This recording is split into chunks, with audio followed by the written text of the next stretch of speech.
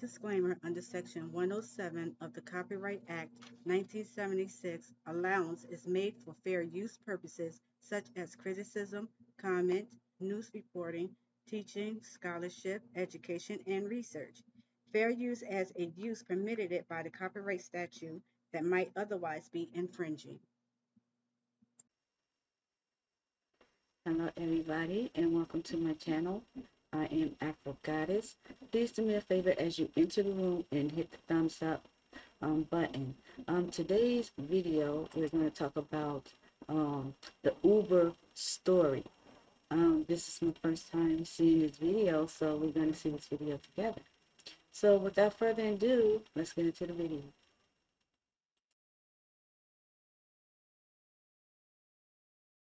Uber's the most ethically challenged company in Silicon Valley.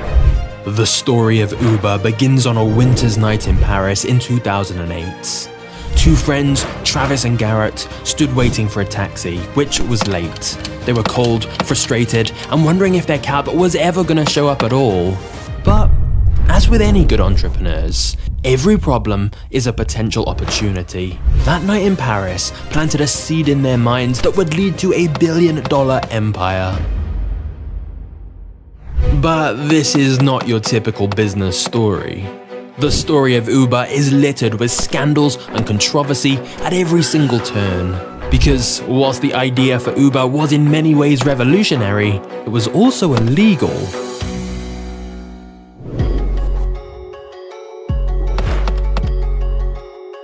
Travis Kalanick faced relentless bullying when he was young, and often threw himself into his work as an escape.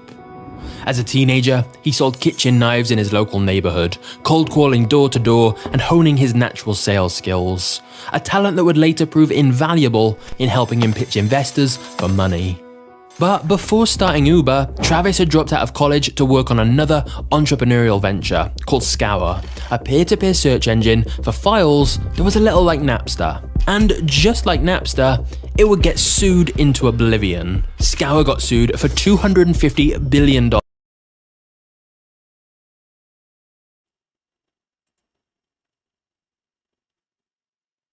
Okay, I never heard of Snapstar. I think it says Snapstar. I never heard of it. And I didn't know Uber was out since 2008. This is 2023, right? So I didn't know Uber was out that long. I really didn't. I don't know if it's because I've been driving all my life. Well, not all my life, but you know what I'm saying. I've been driving such a young age, and I've always had a car, so I never knew Uber existed, right? But okay, back to the video.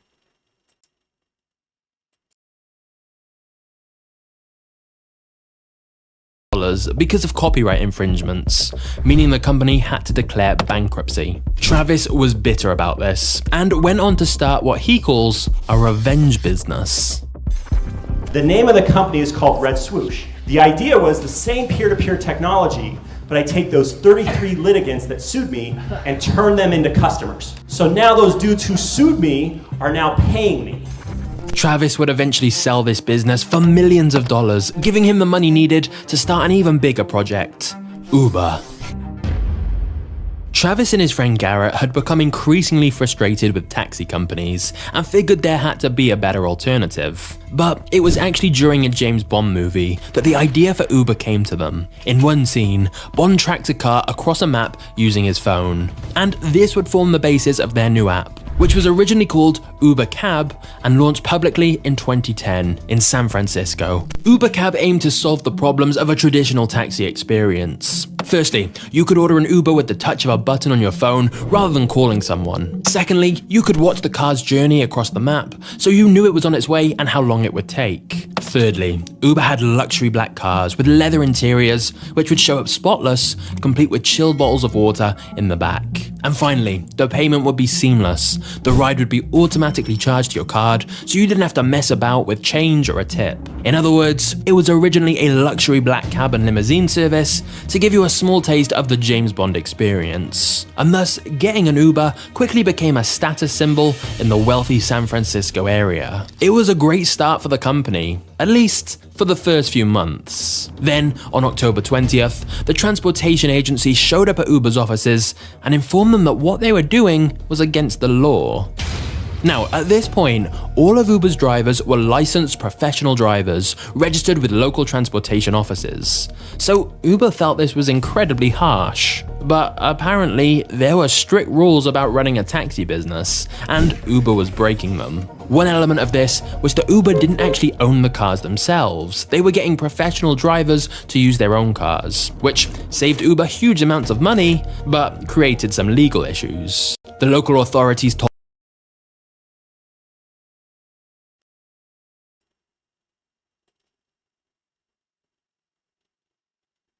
Okay, so in order to be an Uber driver as a company, Uber should have been presenting their own cars for people to drive, right?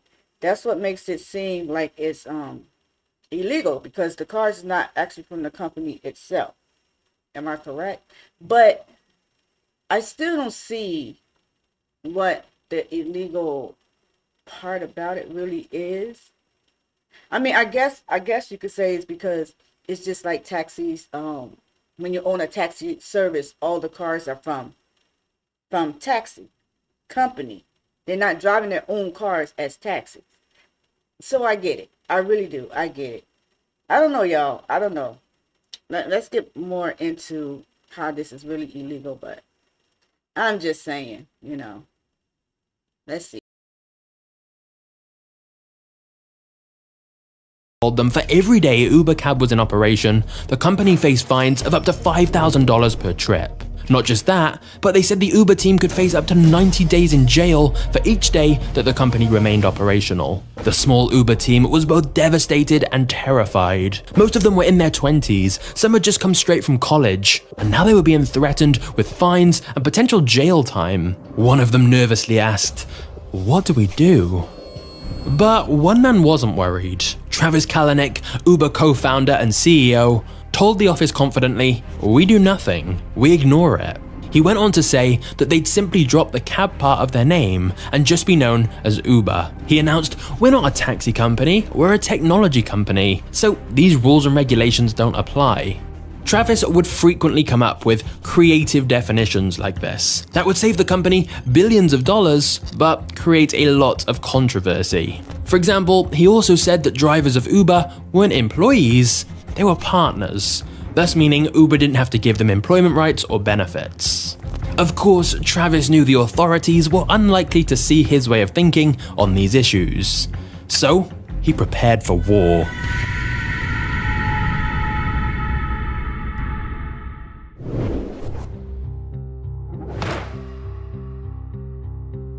Travis knew that if he could get enough people using the Uber app, they'd see it was a better way to travel, and at that point, the authorities wouldn't be able to shut them down without facing huge public backlash. But they had to move quickly. So, Uber struck a deal with AT&T to buy thousands of iPhones in bulk at a discounted price. They would then hand these out to drivers pre-programmed to run Uber's software. They also offered them cash bonuses for completing a certain number of trips per week.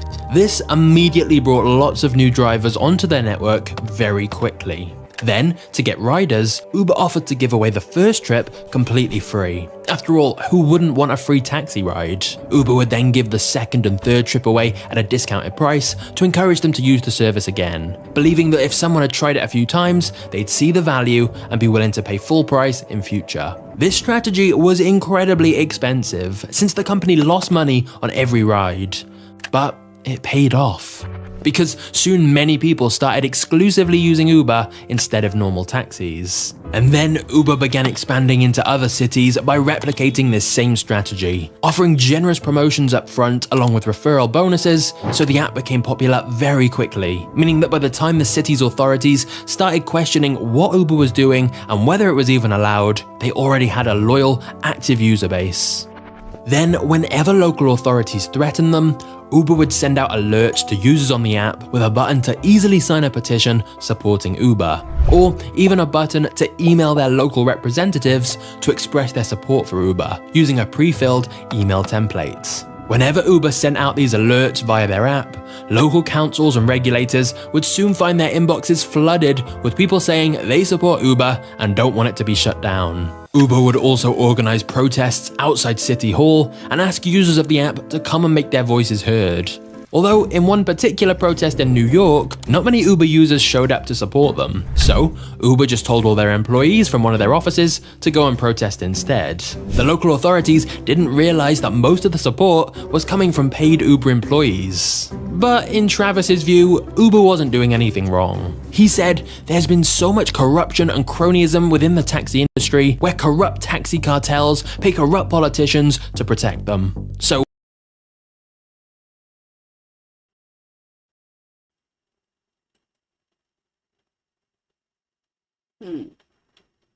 Interesting. I never drove a taxi before, but I see a lot of people have problems with taxis and stuff.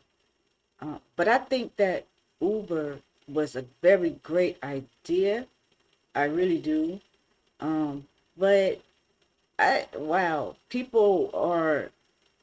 I mean, Uber had their own employees to go out and protest, pretending that these are customers. I mean, it got them through. Whatever works, right? But like I'm gonna keep saying this, right? In majority of businesses, there always gonna be some fraudulent somewhere. There's always gonna be a loophole. There always gonna be somebody stabbing somebody in the back to get ahead. Especially when you have these kind of companies that's making big money. There's always going to be some kind of corruption there. I'm just saying. Back to the video. Oh, and one more thing. Why people in New York didn't support Uber? Is it because when you're in New York, you have so many other means of traveling, like the train, or I don't know. It was just weird to me because New York is very, very congested. Okay, so I don't know. I wish they say a little bit more of why New Yorkers didn't support Uber. Anyway, back to the video.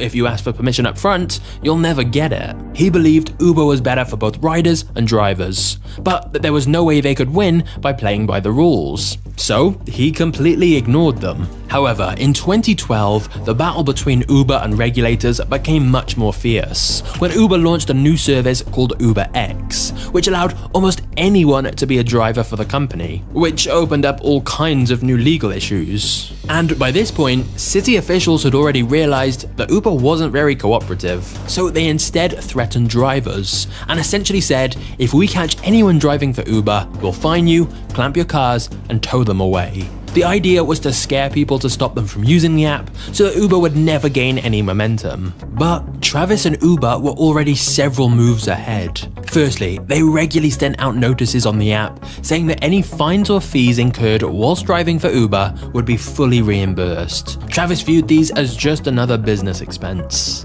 But the real genius was that Uber developed a secret system so that local cities wouldn't catch them, and it was called Greyball.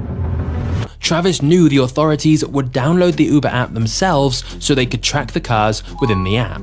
However, Uber developed a software to detect when police, regulators, or local council members tried to join the app, and then they would greyball them, which is effectively like shadow banning. If you get greyballed, you can still open the app, but it looks like there are no cars driving on the map. And if you try to order a ride, it just tells you there's no drivers nearby. Whereas if you viewed Uber with a normal non-greyballed account, you'd see that really there were loads of nearby drivers. Now, how did Uber know who to greyball? Well, firstly they use location data, and if you downloaded or used Uber from certain areas like a police station or government offices, you'd get flagged. Uber could then check the personal data of that account, including things like their credit card information, and cross-reference that with social media to check if it was a real user trying to use the app, or if it was someone associated with a government agency or law enforcement, or anyone who might be trying to shut Uber down. The Greyball software also detected suspicious activity, like someone opening and closing the app lots of times without ordering a ride. Uber even recruited ex-CIA, NSA, and FBI employees to help them improve the Greyball software, as well as to spy on local government officials and track where they went. Essentially, Uber built their own corporate espionage team. And it worked. There are countless stories of authorities ordering an Uber, hoping to catch the Uber driver in the act and fine them for breaking the rules, but instead, suddenly their order would get cancelled, as supposedly there were no Uber drivers using the app. The authorities just thought that people were following their warnings and not driving for Uber, when in reality, they were seeing a fake map with all the cars hidden, because they'd been greyballed. So they had no chance of catching Uber or its drivers. Of course, Uber kept this operation highly secret. In fact, it wasn't until 2017 when an investigation discovered that Uber had been evading local authorities for years by using these systems. Digital equivalent of that sort of greed is good mentality, the Gordon Gekko kind of mentality, which is we will do this, we can do this, and no one's going to stop us. Uber also spent vast sums of money on lobbying governments to legalize their service. So by the time that Uber's secret Greyball operation was discovered and people realized the deceptive practices they'd been using, Uber were already up and running legally in most major cities and was too popular to shut down, just like Travis had planned all along. Once Uber had support and leverage in a city, it's reported that they treated negotiations with local authorities like hostage situations. Basically, once Uber knew they had the power and the public support, they used that to get legislation changed to accommodate their business model, such as changing the laws about contract workers so that Uber didn't have to give drivers full employment benefits. Of course, Uber's battles would never really stop. Even to this day, just look at Uber in the news right now, and you'll see people protesting Uber and some cities banning it altogether. But in those early years, Uber devised a systematic playbook for evading the rules and outwitting the local authorities, and that's what allowed them to expand so rapidly. The only problem was that an even bigger battle was just beginning.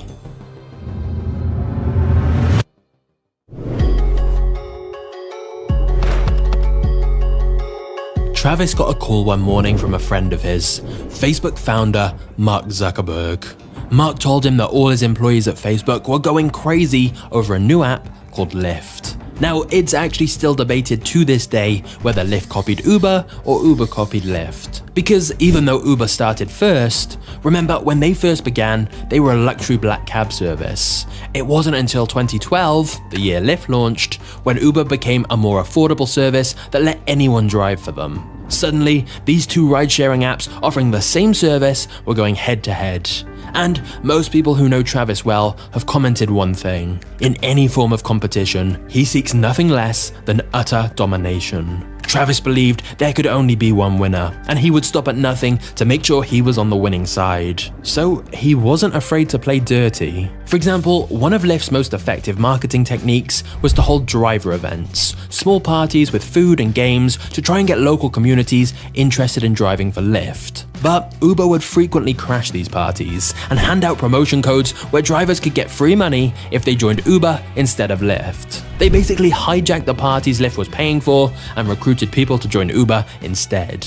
Another promotion technique Lyft used was giving out giant pink mustaches that drivers could put on the front of their cars, a fun and simple gesture designed to make Lyft more recognizable. In response, Uber put up billboards everywhere Lyft was operating, urging people to shave the stash and come use Uber instead. Uber also created a vast amount of fake accounts on Lyft so they could track the locations of Lyft drivers and feed all of this data into another secret software they created called Hell. The reason for the name is because Uber also had a system called Heaven, which was a God view map of all Uber drivers active on their system. But Hell was the opposite, a God view map of Lyft drivers. The reason for this was that then Uber could figure out which drivers were using both Uber and Lyft. Uber would then offer those drivers extra rides and cash bonuses, so they always took jobs with Uber instead of Lyft. The goal was to get these drivers to stop using Lyft completely because Uber seemingly paid them more money, when really, Uber were deliberately paying them higher than their other drivers to lure them away from a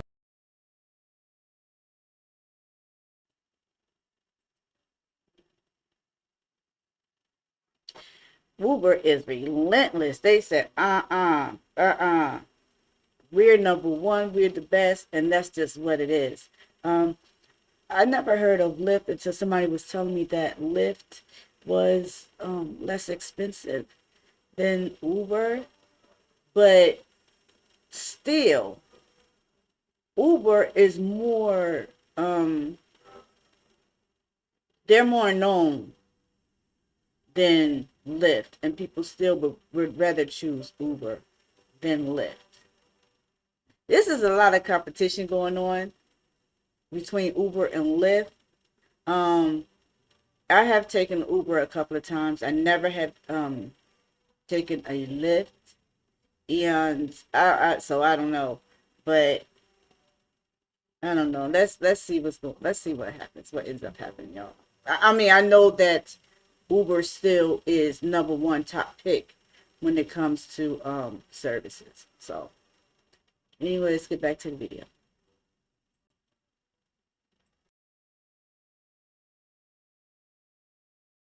competitor. Once they stopped using Lyft, the bonuses would end. And Uber didn't stop there. For any drivers who were exclusively using Lyft and not Uber, they would order a ride on the Lyft app from a location near that particular driver. And when the driver showed up, an Uber employee would try and recruit them to join Uber instead. It's even reported that sometimes Uber employees would use burner phones and order lots of Lyft rides all at once and then cancel the rides at the last second. In later years, when the public found out how Uber had been sabotaging Lyft and stealing their drivers, they faced a lot of backlash. But Travis and Uber didn't think they'd done anything wrong. They believed business was a competition, and you had to do whatever it takes to win. Not just that, but it seemed Travis enjoyed the fight. He would even troll Lyft's founder on Twitter. However, perhaps one of the biggest reasons Uber did so well compared to Lyft was that Travis would find out whenever Lyft had investor meetings to raise money. And then he would immediately call those investors straight afterwards to tell them that Uber would be raising money very soon as well. Investors knew Uber was the bigger company, and since they couldn't invest in two rivals, investors often backed out of any deals with Lyft to invest in Uber instead. It also helped that Travis was a natural showman. He had a real talent for dazzling investors and getting them hyped about how huge Uber was going to be.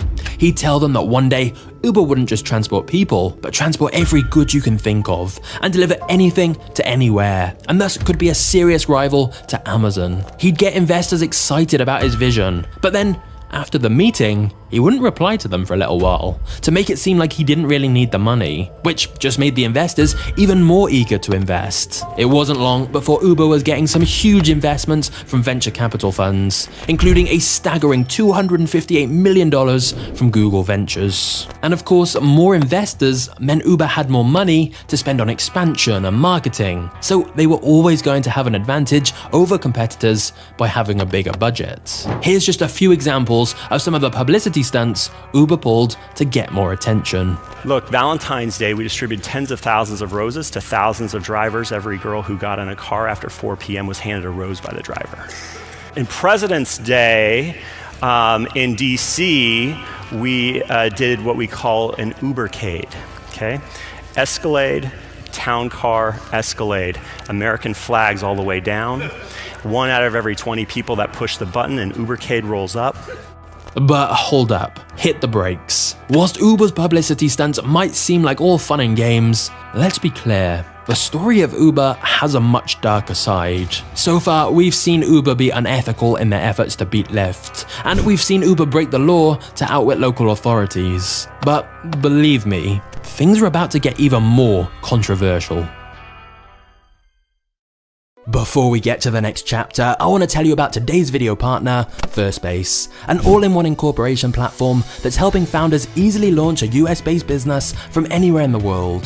As an entrepreneur, you want to be focusing on running the business, not dealing with complex paperwork. But with Firstbase, they'll take care of all of that for you. They'll help you incorporate your company, get a tax ID, open a business bank account, and get free tax and legal advice. You'll even get access to $150,000 worth of free credits and discounts on major software and services your business will likely need. So if you want to turn your idea into a real business, Firstbase makes it fast and simple. Just visit the link below and use the code MAGNATES10 to get 10% off.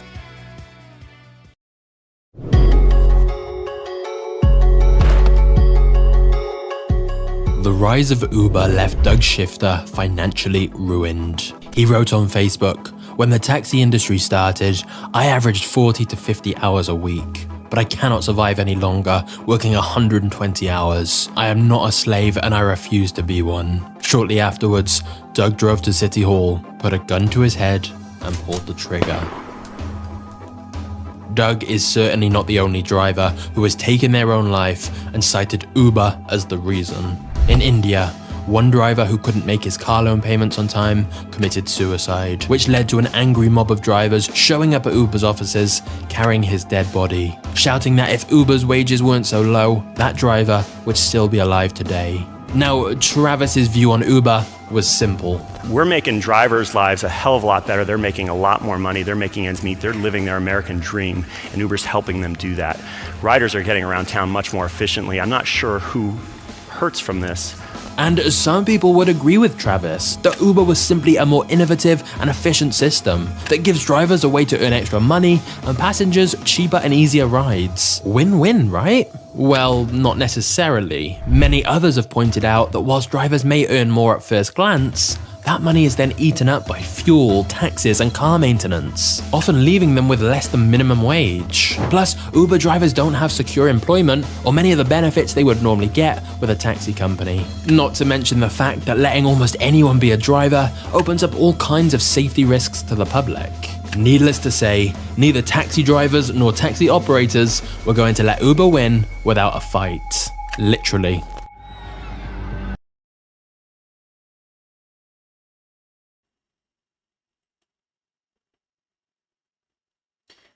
I mean, let's look at it like this, right? Everybody who has a license don't mean they can drive. Okay? Doesn't mean they can drive. I can't tell you how many countless accidents I have seen with cab services. Right? And they're supposed to, have benefits and all of that other stuff. That because you have a license don't mean you can drive. So that didn't make sense to me. It didn't make sense. Yes, they're having all kinds of people driving. But these all kinds of people have license, correct? So again, just because you have license and just because you have all these people who have license driving you, doesn't mean nothing. Not everybody is a safe driver. Not everybody knows how to freaking drive. But again, just like I said, I've heard more of taxi cab drivers getting into accidents as opposed to Uber drivers. I'm just saying. Maybe somebody can help me out here. Maybe it's more out there with Uber drivers having accidents. I don't know. But I know what I've been seeing. And I've been seeing more taxi drivers having accidents.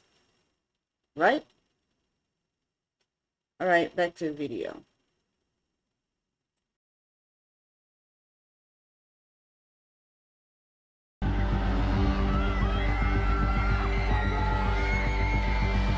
Countless anti-Uber movements have been staged by taxi operators and drivers, such as causing a gridlock on the road in protest of Uber. It's also reported that in some countries, there are taxi cartels, which had ties to organized crime, who would assault Uber drivers, steal their cars, or even light them on fire. In some places, such as Mexico, there are reports of Uber drivers literally being killed, with many people suspecting local taxi operators. This was an all-out war between Uber and traditional transportation. The truth is, everyone has their own opinion on whether Uber are the good guys or the bad guys in this story. But what's undeniable is that wherever Uber went, they were constantly surrounded by controversy. In 2014, a 26-year-old ordered an Uber to take her home after a late night at the office. It was a long trip and she dozed off in the back of the car. When her driver noticed, he changed route and switched off his phone, making him untraceable to Uber and the police. He found a secluded area to park and climbed into the back of the car and raped her. He then threatened to kill her if she told the police. As he drove off, she managed to snap a photo of his number plates, and thankfully the police were able to catch him. But the story went viral, and many people blamed Uber's lax security. This simply reinforced beliefs that Uber wasn't safe. Some countries even temporarily banned ride-hailing services like Uber completely.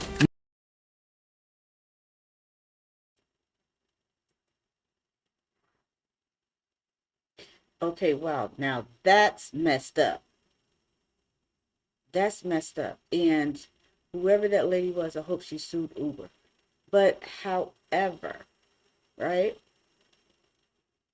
Anytime you put strangers in your car, that's whether it's Uber or taxi cab or you're on the bus and you're the last one on the bus before the bus finish its route, whether you're on a train and the train is just finishing a route and you're just the only one on there. Anytime you in someone else's transportation, you are risking your life. No one is safe by taking any kind of public transportation.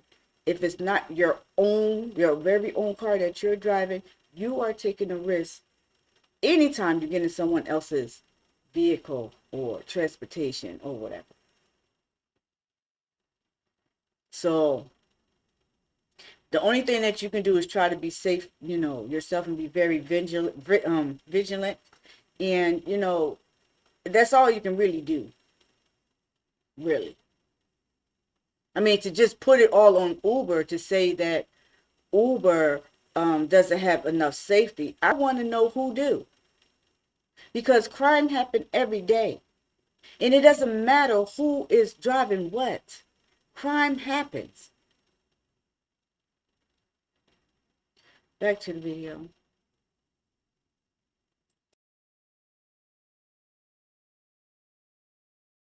Now, of course, given the huge number of rides taken with Uber, incidents like this always seem like a possibility. And of course, traditional taxi companies have had horror stories like this too. But many people felt Uber had lowered the bar so much to become a driver, which had added a higher risk. And despite many more horrific incidents like this over the years, Uber refused to raise the entry requirements to become a driver. There are even reports that at Uber HQ, whenever a sexual assault victim decided not to pursue litigation or police evidence wasn't conclusive enough, the Uber team would cheer. It also emerged that credit card thieves had been using Uber for both drug trafficking and sex trafficking. And because of all the free cash bonuses Uber gave away to new drivers, Uber had been inadvertently funding all kinds of criminal activity. Now, I would argue that when Uber first began, public sentiment towards the company was very positive. Uber was cheaper, innovative, and it was the underdog going against traditional transportation. But as the years went by, public sentiment began to shift. News articles broke about how Uber had used Grable to deceive cities, and how they'd used black hat tactics to try and crush Lyft and other competitors. And the bad press just kept coming. For example, it was found that in Indonesia, Uber had been bribing police officers, and they'd then been forging receipts for those illegal bribes so they could count them as business expenses. Uber also faced serious data and privacy issues. At one point, Travis changed Uber's settings so the app could track people even after they'd ended their ride, because he wanted to see where people went after being dropped off by their Uber. It's also reported Uber looked at the data of individual users, such as celebrities, to see where they were traveling and when. In later years, Uber paid hackers $100,000 to cover up a massive data breach that exposed the personal data of 57 million Uber customers.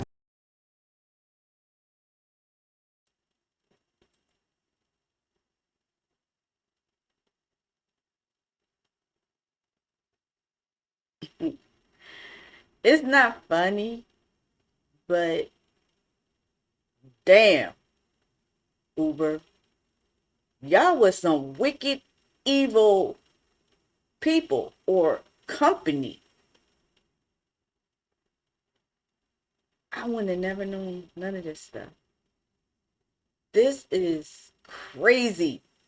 This is crazy. Wow. It's not funny. I'm just laughing because it's like what I'm hearing, it just almost seems like it's just how it this is some evil doing. But like I always say, that when money is involved, you're going to have some evil, wicked people doing all kinds of stuff, all kinds of stunts, all kinds of fraudulent, all kinds of crimes, or just everything.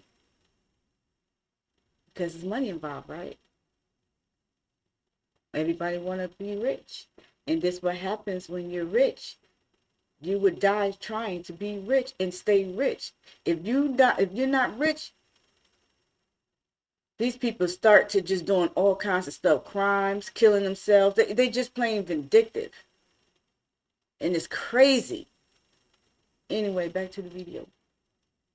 Damn, Uber.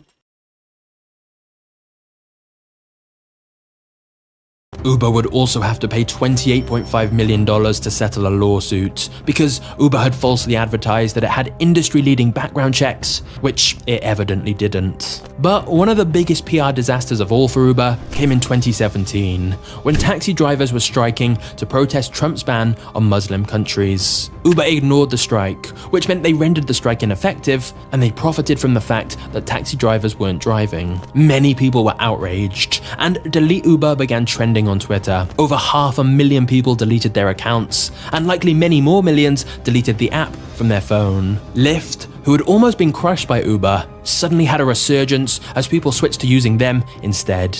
This incident, combined with everything else, meant Uber's public reputation was reaching a new all-time low. Uber had still been growing and expanding, but public sentiment towards them had been worsening day by day. And I'd love to tell you that this is the part of the story where Uber turn it all around, where they win back public trust and solve all their issues. But I can't tell you that, because things are about to get even worse.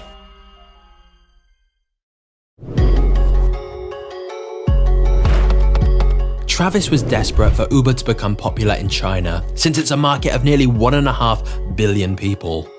But very few international tech companies do well in China. So Travis invested billions of dollars into giving away free rides and bonuses to drivers, just like Uber had done when it started out in other cities. However, in China, this didn't go quite so well. Scammers in China started purchasing caseloads of cheap smartphones and set half of them up with driver accounts and half of them up with passenger accounts. A scammer would then request rides from one of their passenger phones and use one of their driver phones to accept it. They'd then drive around the streets with dozens of phones spread across the seats. Now remember, the rides were all free for the passenger phones because of Uber's promo codes, and the driver phones still kept the money for the ride too. Plus, the driver accounts got extra bonus money that Uber was offering to new drivers. In other words, the scammers were getting paid twice for every fraudulent trip they did. And after riding around for hours and racking up a huge fare, the driver would simply cash out the money, completely reset the phones, and repeat the process again with brand new Uber accounts. So basically, scammers were making loads of money by exploiting Uber's promo codes, and Uber was losing millions and millions of dollars on fake trips. The thing is, because of an Apple privacy update, Uber were not allowed to track IMEI numbers, which is the unique number associated to every smartphone. Therefore, they couldn't tell when fraudsters were just wiping their iPhone and making a brand new Uber account to claim the free bonus payments over and over again. And yet, despite all of the money Uber was losing to scammers, Travis refused to cancel the promotions because he knew Uber wouldn't succeed in China if they didn't offer riders and drivers free money for initially joining. So instead, Uber found a way to bypass Apple's rules. They inserted some hidden code into their app to track the data they needed, which would help them stop scammers making multiple new accounts from the same device. But doing this completely broke Apple's terms of service. Uber disguised the code so the App Store moderators wouldn't notice. But Apple did eventually find out, and they were furious. They threatened to ban Uber from the App Store completely. In many ways, this example epitomizes Uber, because on one hand, they felt they were simply doing what was necessary to beat corruption and save their company. But on the other hand, it's yet another case of Uber completely disregarding the rules and just doing whatever they wanted. But even without all the scammers trying to rip Uber off, things were hard enough for Uber in China as it was, because there was a rival app that offered the same service called Didi. And because they were a Chinese company, the Chinese government heavily favored them. Didi would also pay local taxi operators to protest Uber and send fake texts to Uber drivers telling them Uber had closed down and that they could come work for them instead. Didi also told some employees to go undercover and apply for a job at Uber.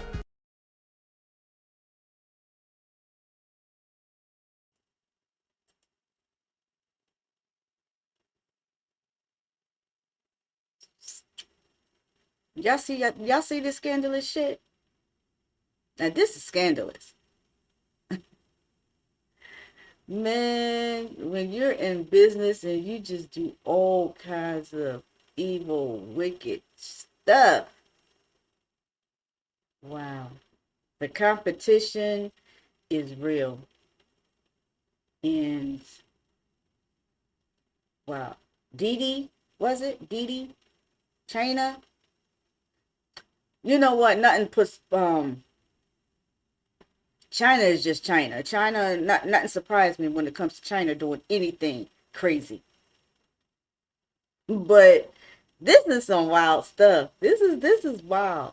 This is wild, y'all. It's crazy. All right, back to the video. Man, crazy.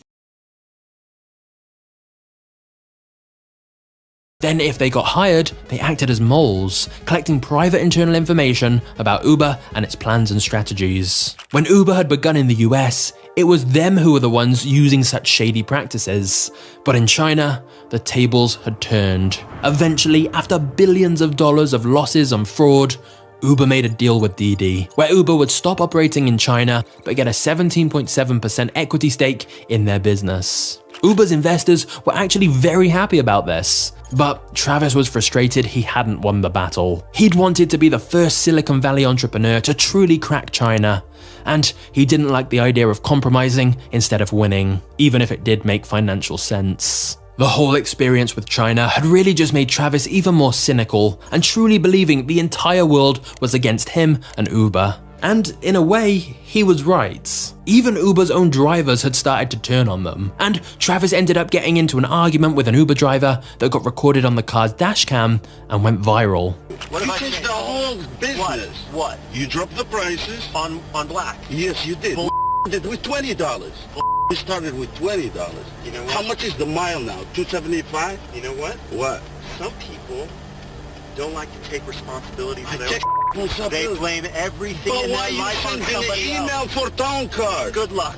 In the middle of all of this controversy, Uber's other co-founder, Garrett, who had taken a much less active role in the business, publicly confirmed Uber's plans to get involved with self-driving cars. Is this something that you think is going to play a big role in Uber's future? I mean, I think it's pretty much inevitable. I mean, it is going to happen. Of course, self-driving cars would eliminate the need for drivers, and so many Uber drivers saw this as yet more proof Uber didn't care about them at all. However, from Uber's point of view, they felt they had to start working on self-driving cars, because otherwise another company, like Google, could come out with a ride-sharing app of their own that uses self-driving cars that could put Uber out of business. So Uber actually started poaching some of Google's self-driving engineers so they could work on this technology for Uber. Unfortunately, this actually led to yet another lawsuit for Uber, because Google claimed that Uber had tried to steal trade secrets from them about their self-driving vehicles. However, the real irony to all of this was that whilst Uber was busy fighting attacks on all fronts — regulators, competitors, public backlash, driver backlash, China, Google, lawsuits, and more — Uber's biggest threat of all wasn't any of these things. Uber's biggest threat of all was itself.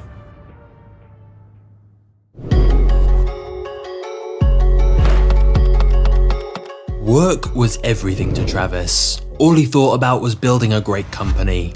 He often wouldn't wash his clothes, see his friends. He'd be working all hours of the day on growing Uber. And he expected the same of his employees.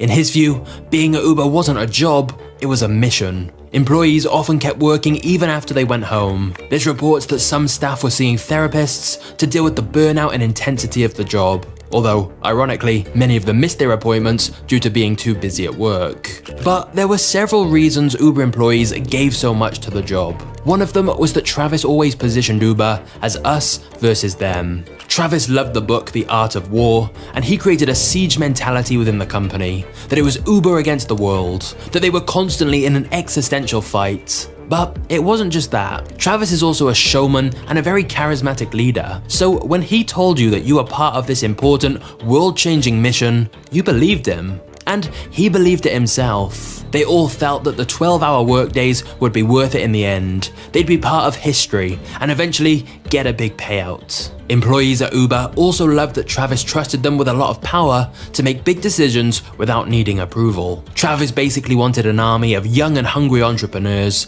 and he would assign each of them to a different city and tell them to go and make Uber a success there, using whatever tactics or budget they deemed necessary. This is how Uber was able to act so fast. It wasn't structured like a normal big bureaucratic organization. Travis had all these small teams, each focused on conquering individual cities. This worked incredibly well sometimes, but it also meant that teams at Uber weren't just fighting competitors, they were fighting against each other internally, and occasionally even backstabbing each other, since they were acting as individual teams rather than one united company. Now, I realize so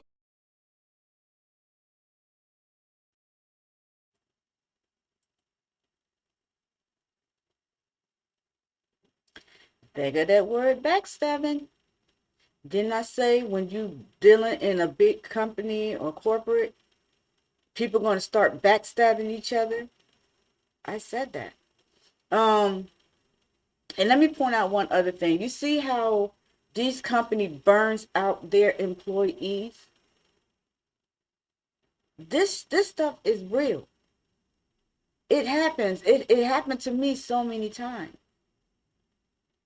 This is why nowadays I would never, ever work for anybody else and help establish their business while you burn me out and I come out at the bottom.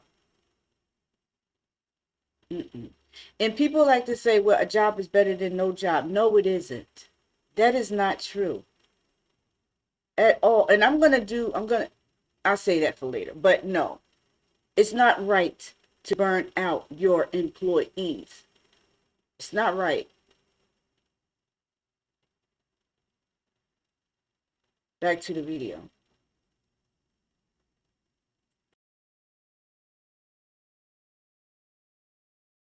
So far, I've used a lot of war and battle language when talking about Uber, but that's because that's how Travis saw it himself. Business was war, and whilst this attitude was responsible for a lot of Uber's growth, it was also the reason for a lot of Uber's controversies and the competitive dog-eat-dog alpha culture they ended up creating. However, Uber also embodied the mantra, work hard, play hard. It was an Uber tradition to throw a huge party for hitting targets. And Travis would fly employees all around the world for various celebrations. One particularly infamous Uber party was their X to the X event, hosted in Las Vegas, which cost the company around $25 million. Each employee was given a prepaid credit card filled with money to spend, and Travis even got Beyoncé to perform at the event. Yeah, quite a contrast to your traditional work party. In fact, Travis announced Beyoncé and her husband Jay-Z were now investors in Uber. Although, technically, Travis had simply given them stock for attending the event. But still, for Uber's young workforce, it was surreal to be partying with global celebrities. Unfortunately, the exciting culture of Uber also had a much darker side, and there was one incident in particular which really set in motion Travis's ultimate downfall. But before we get to that, it's important to acknowledge that in the early days of Uber, saying you worked there was something to brag about. It was only as the years went by and public sentiment towards the company changed that the opinions of their own employees started to change as well. Some employees quit completely, saddened by what the company had become and all the controversy and scandals that surrounded it. And one of Uber's biggest scandals that caused a lot of that was when a past employee called Susan Fowler accused the company of systematic sexual misconduct. Susan said that her boss had sexually harassed her, but that HR had dismissed the allegations because it was his first offense and he was a valuable part of the team. However, it was later revealed that this was not the first accusation of sexual harassment against this employee, and Uber had frequently ignored the claims against him. When this information became public, other Uber employees started speaking up about the misogyny, harassment, and abuse they'd faced from senior employees at Uber. The floodgates were open, and all the details of Uber's misconduct and toxic culture became very public. To Travis's credit, he acted quickly and ordered an independent investigation into the company's culture. When they finished, they compiled a report with their findings. It contained hundreds of allegations of physical violence, sexual assault, and many other accusations made by current and former Uber employees. It was far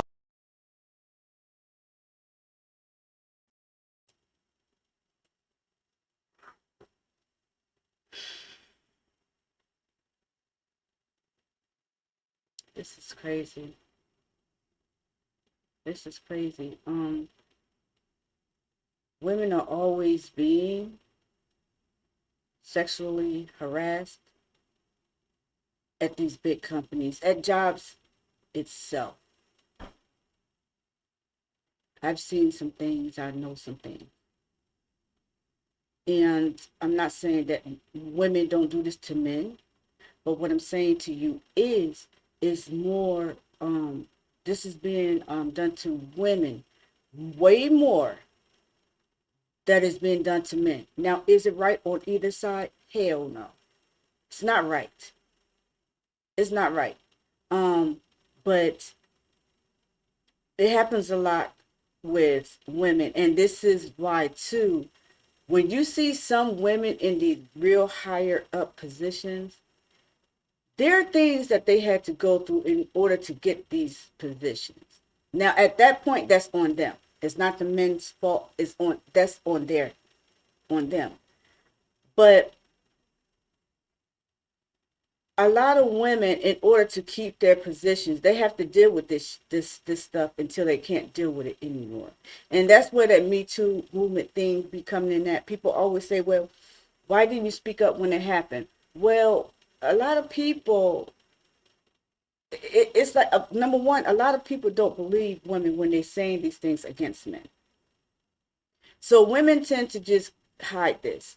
I'm not going to turn this into a man-woman type of thing, but the point that I'm making is that this is sad that sexual harassment happens on these jobs. It is not right, whether it's the man that's the victim or the women. But in this case, it's the women. And it's just plain messed up. That's all I have to say about that. So, back to the video, y'all.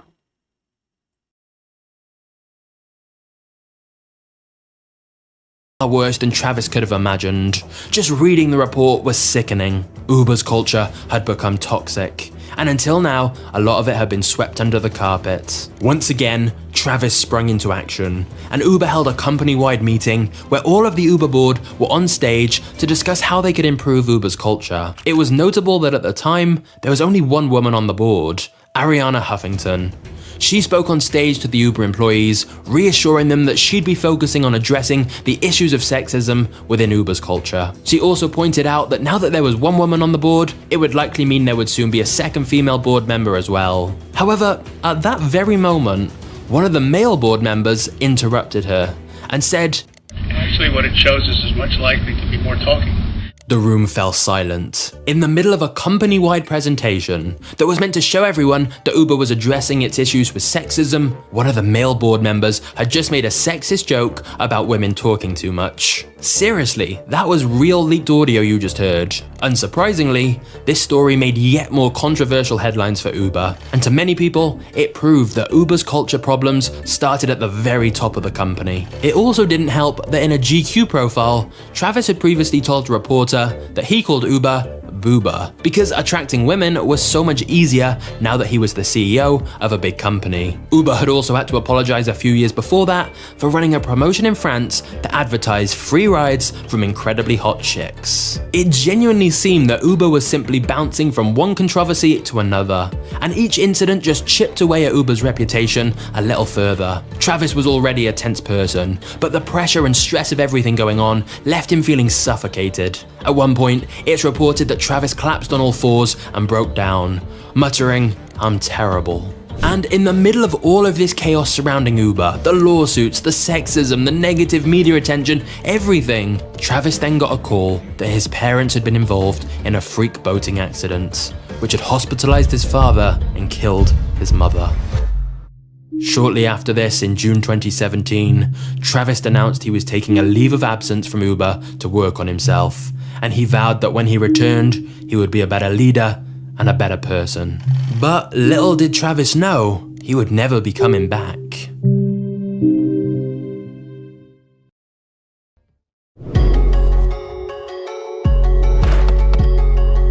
Breaking news, Uber CEO Travis Kalanick resigning overnight amid recent scandals. Kalanick is out entirely, at least as CEO of Uber, reportedly under pressure from some of the startup's largest shareholders. Within a month of Travis taking his leave of absence to work on himself, he resigned as Uber CEO. However, this was not by choice. The Uber board and investors had forced him out as they blamed him for many of Uber's controversies. In fact, one of Uber's early investors, Benchmark Capital, sued Travis over fraud allegations. A VC firm suing one of its own CEOs was a big deal, and it just shows how far they were willing to go to get rid of Travis. Travis understandably felt betrayed and hurt, especially when it was leaked that he'd been forced to resign instead of it being by choice. And Travis was right to feel hurt, because whilst he's undeniably a polarizing character, let's be very clear, it's quite likely Uber would never have become the giant company it is today if it weren't for Travis. Travis had studied Jeff Bezos and the way he ran Amazon, especially his focus on reinvesting profits in pursuit of continual growth and expansion. And that was partially why Uber grew so rapidly. Travis also admired the way Bezos pushed Amazon into new markets, and Travis had tried to do the same with Uber. This led to some failures like Uber Rush, but also some huge successes like Uber Eats food delivery. And Travis still had plenty more ideas on how to expand Uber further into other new and exciting markets. But he'd never get to do that. Instead, Travis had been kicked out of his own company. It had been a wild journey, starting from that night in Paris with his friend Garrett, to building a billion-dollar company that's completed over 20 billion trips worldwide. But finally, for Travis Kalanick, this was the end of the ride.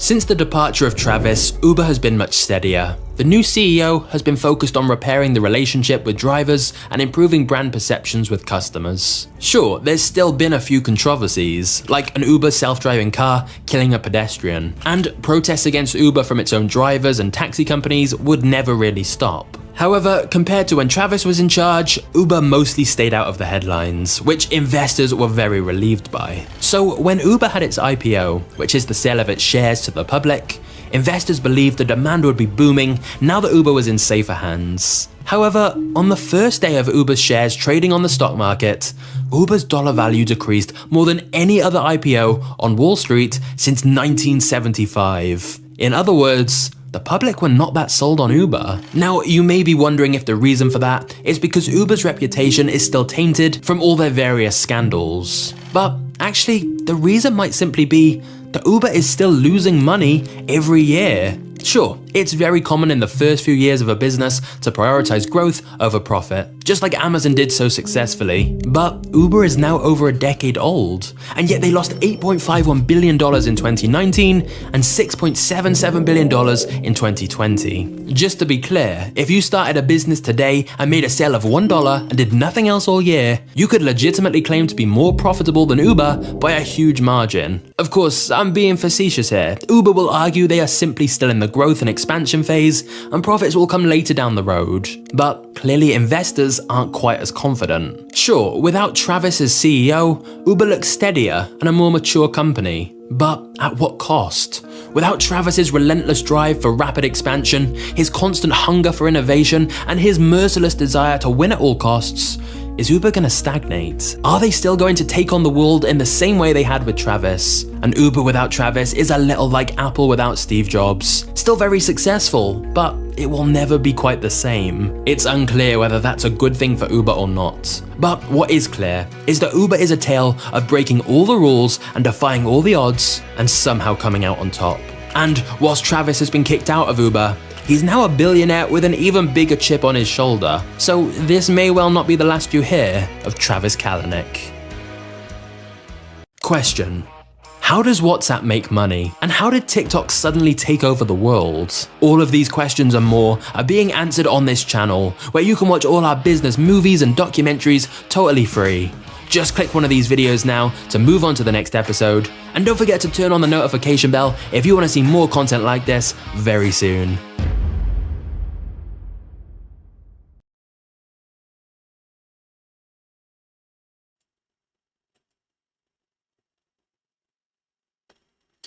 Well, this was a very good video. I liked it. I liked it a lot because now I get to see behind the scenes of the making of Uber from then and what it is today. Now, when it comes to Travis, Travis had he was a good person. He just needed to be a little bit more in tune of what was really going on when it comes to his staff. To me, that was the only problem. But everything else, he's a very good strategist. He had very good ideas, right? In a sense, he got kicked out of his own company. But again, when you're that large, and if you don't have a hold of your employees and what's going on, things like this bound to happen, and you're bound to get, people are bound to stab you in the back and do all kinds of things to get you out, right? But wow, this I don't know. This was just a good video, and I hope a lot of people get to see this video because people are using Uber today. People are using Uber today. So this is very informative, so that everybody can know the backstory of Uber, the making of Uber, and and no matter where you go, no matter what transportation you use, everybody needs to be safe when getting in anybody's vehicle, train, car, bus, plane, whatever. It doesn't matter. People are people, and people are evil all over the world. So, that's all I have to say right now, everybody. Just wherever you be, just stay safe, y'all. All right? Peace. Oh, and don't forget to hit the thumbs up, subscribe to my channel, and look for more of my reaction videos. And leave a comment because I love to hear what you guys have to say. So until next time, everybody stay safe. Peace, and Afro Goddess is out.